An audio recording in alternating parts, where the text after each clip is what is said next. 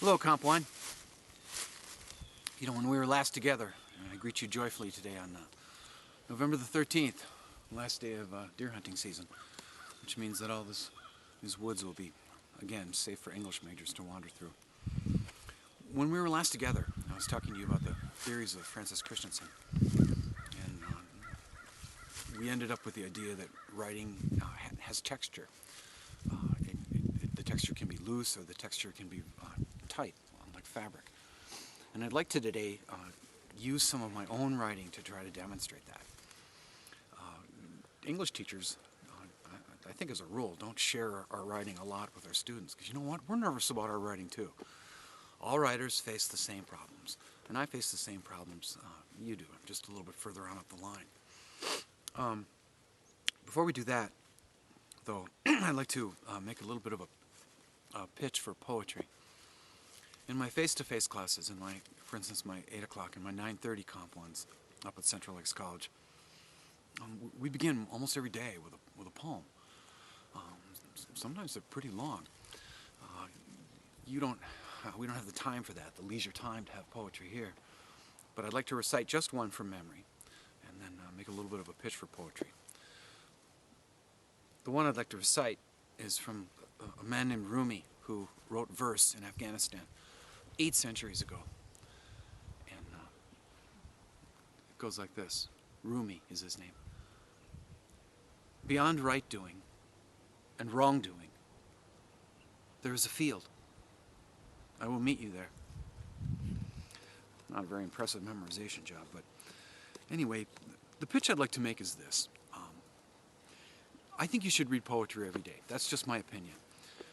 I think of all the things in the world that are necessities, poetry, for me anyway, is very near the top of the list. It's like good food, friendship, sunsets, coffee, a beautiful walk on a fall day like today, any of the beautiful things in the world, great music. I'd like you to at least think about putting poetry on that list for you. There's beauty to be found there, there's stories to be found there, and poetry, wonderful verse, does a very good job at tuning up our ear to the possibilities of language. And it doesn't take very much time to spend time with poetry and make it part of your life. In the weeks ahead, in the final weeks of this class, whatever we've got, 5 or 6 weeks, I'm going to start embedding links to some of the poems that your colleagues in my 8 o'clock and my 9:30 have experienced this year so far. I'll embed them right in, and a lot of them are just YouTube videos. You can just click on it and maybe see what I'm talking about. I have, in another lifetime, hosted many poets in my old classroom. It's the only thing I miss about my old teaching life. I think I've mentioned already, I had a donor, right, that gave me all this money every year. And I also have, to this minute, a wonderful friendship with a man named Mark Conway, who directs the Literary Arts Institute, about 15 miles away over at the College of St. Benedict. In the recent years, I don't know, whatever, 15-odd years, William Merwin, Billy Collins, Charles Simic, Jory Graham, Michael Dennis Brown, Charles Simic, Robert Haas, wonderful poets came to and brought their verse to alive right in front of my students. And I'll be naming them as important. It's something that you should have a look at. You know, I've always wanted to teach a lesson in my little vineyard, in my orchard, but you know, it's getting a little nippy out here for English teaching. And I think what we'll do for the rest of this lesson is going up to my guest house. It's really cozy. It's heated up by my boiler, and there's a couple of pieces of my writing that I want to show you for several purposes. And let's go up there and see if we can learn some more about writing.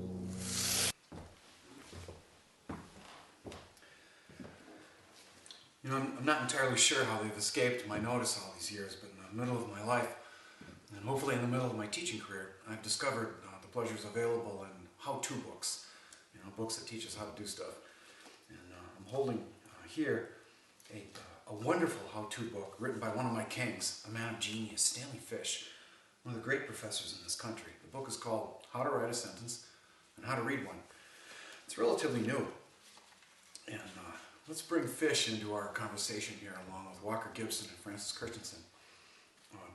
You know, I used to think that I should tell my students that what they should focus on is and celebrate and luxuriate in are the pleasures to be found in words, individual words. Well, Fish straightens out my thinking. Early on, he says that it's the sentence that we need to focus on. It's the sentence we need to study. Fish says that a single word can point everywhere and nowhere at the same time. Early in this book, he says, some people are bird watchers, others are celebrity watchers, still others are flora and fauna watchers. I belong to the tribe of sentence watchers. Some appreciate fine art, others appreciate fine wines. I appreciate fine sentences. I am always on the lookout for sentences that take your breath away, for sentences that make you say, isn't that something? Or, what a sentence. I really admire Stanley Fish for saying that and for writing that book. This has been one of my friends lately as I sit up at night by my wood stove over in the glass porch. What I want to do here for the bulk of this lesson is demonstrate two ideas, one by Christensen and one by Walker Gibson. And we already have Francis Christensen, who says that writing has texture. It can be tight, it can be densely woven, like any fabric you could think of, like we talked about in the last lesson, or it can be loose. Sentences can be long, they can be short. Sentences can be accumulative in nature, and we're going to be talking about that later. They can also be periodic. And to demonstrate that, we're going to use a little bit of my writing here. I also want to communicate to you another idea from a famous composition theorist named Walker Gibson. He wrote a book, a little green book back in the late 60s, possibly no later than the early 70s. It's called Persona. It's a little slim green volume, and I'll be talking about it in the next couple lessons too, because he's helpful, he's useful. Walker Gibson says that writers wear masks, okay? We put on masks. Not a Halloween mask like we had a couple weeks back necessarily, but a kind of mask, or to put it another way, a different voice. We have different voices. And I'd like to illustrate what that is like in two different things that I wrote in the spring of 2009 when I found myself back in graduate school for the first time in many years. Never finished my MA back in the 80s, and I was kind of back at St. Cloud State to get my unclaimed master's degree. Also found myself sitting with a bunch of younger students, all these English majors that were all, in their 20s and tattooed and pierced, and really cool. And they kind of adopted me, like an uncle. And what I'm going to show you are two different voices or personas that I put on that spring. You have different personas just like me. The first thing I'm going to show you is from a paper that I wrote for the last American Lit class that I took there to finish my MA. We'll show it to you here as I read it. It will speak for itself, but I think you're going to pretty much see in a minute here that I'm being a graduate student, right? This voice is very formal. I'm pretty much pulling out all the stops, opening up every valve, use any metaphor that you want.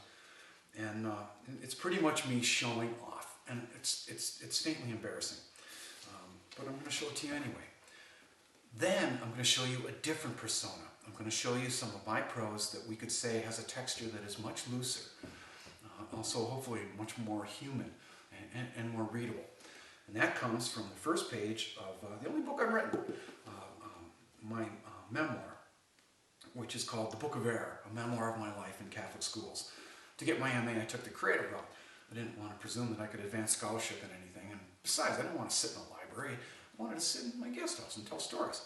And I did that until I had a whole book. So let's, I know I'm going to be reading to you a little bit. It's not the most riveting material, but I want you to get this. Let's start by taking a look at just one paragraph from my Fancy Pants graduate school paper, which was written about a social activist on the other end of the 21st century named Dorothy Day. I'll read it to you, and you can have a look at it on the video. It's called Charity and Doubt in the Journals of Dorothy Day. To the devout, as well as the unaffiliated, hagiography evokes a procession of impossibly virtuous human beings who achieve sanctification through good works, denial of the world, and often torturous deaths. As the Italian theologian Luigi Giussani once remarked, Faith is assenting to what an other believes, and it is reasonable to imagine that those who entered heaven's gates with such halos have led lives which showcased unswerving devotion to the Gospels and the discernment of divine will. But if we as readers take up the prose they left behind and look into it for the telling of their tales, notions about perfection are quickly reduced to the stuff of fables. As everybody knows, Christ himself drank and ate with riffraff, trashed a market in a rage, and at least asked about skipping the crucifixion. Before their conversions, Paul and Augustine said yes to all the pleasures of the world, which included, but was not limited to, persecuting Christians, drinking dark red wine, and teaching rhetoric. Modernity puts before us further examples like Mother Teresa, who lamented the silence of God, who wanted the sky to speak, not unlike Hector near the end of the Iliad. The subject of this paper is an extraordinary woman who lives such a pattern, whose life trajectory is a possible answer to the vexing question, how does sainthood work? Imagine a woman who partied like it was 1899, suffered arrests, and wrote with such zeal about social justice and the poor that Abbie Hoffman would declare her America's first hippie. We must now be talking about Dorothy Day, who dreamed into being the Catholic workers' movement and who was indeed declared by John Paul II a servant of God, step one on the proverbial road to sainthood. Well, look what I'm doing here. Trying to be impressive, trying to wow some graduate students, and that's the business that we need to think about audience consideration-wise. I wrote this for a particular context, a particular place and time, an early May evening where I was obligated to read the first pages of my paper to my colleagues. Your classmates, when I showed this to them up at Central Lakes College not too long ago, said, a couple people said, wow, I wish I could write like that. A couple people said, that's pretty stuffy, man. It's pretty pompous. What kind of word is hagiography? You'd have to go to a dictionary and look up that one. I know I did. But, for those of you that are going to go to graduate school, I might as well warn you ahead of time. The idea of graduate school is to write and speak in incomprehensible ways. And if any of you go to graduate school, you're going to find out that it's going to take you several years before you sound like a human being again. So here to belabor the point. This is denser. This is more formal. There's that tension. I wanted to be grand. I wanted to be epic. When I wrote my memoir, with the second artifact of prose I want to show you, just the first couple paragraphs from my book here, I'm trying to be a lot more human.